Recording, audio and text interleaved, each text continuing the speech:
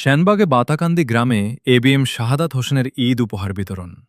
হাসি ফুটল শতাধিক অসহায় পরিবারের মুখে। পবিত্র ঈদুল ফিত্রকে সামনে রেখে নোয়াখালীর শ্যানবাগ উপজেলার ৫ নম্বর অর্জুনতলা ইউনিয়নের বাতাকান্দি গ্রামে অসহায় ও হতদরিদ্র পরিবারের মাঝে ঈদ উপহার বিতরণ করেছেন টপস্টার গ্রুপের পরিচালক লায়ন এবিএম শাহাদাত হোসেন।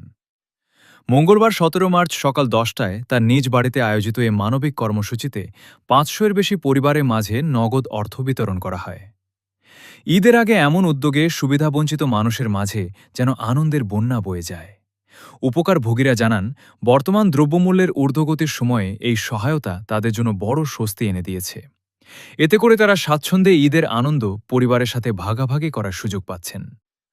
উপহার বিতরণকালে লায়ন এবিএম শাহাদাত হোসেন বলেন, সমাজের অসহায় মানুষের পাশে দাঁড়ানো আমাদের নৈতিক দায়িত্ব। মহান আল্লাহর রহমতে যতদিন সক্ষম থাকব ততদিন এ ধরনের কার্যক্রম অব্যাহত রাখার চেষ্টা করব।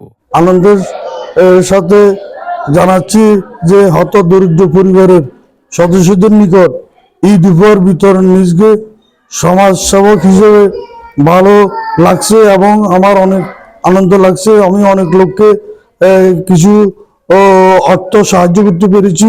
এই জন্য আমি আল্লাহর কাছে হাজার হাজার শুকরিয়া আদায় করছি। রব্বুল আলামিন দোয়ায় যেন এইভাবে সকলের নিকট উপহার বিতরণ করতে পারি।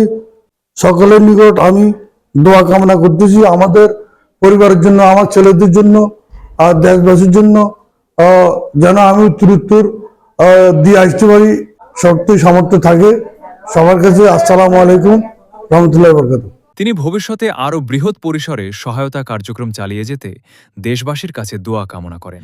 এলাকাবাসীর মতে প্রতি বছরের মতো এবারও লায়ন শাহাদাত হোসেনের এই উদ্যোগ সমাজে একটি ইতিবাচক দৃষ্টান্ত স্থাপন করেছে।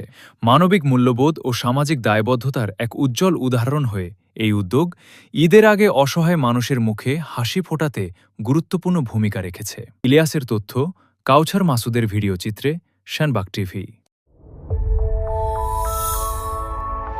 শ্যানবাগ টিভি, সত্যের সন্ধানে আমরা।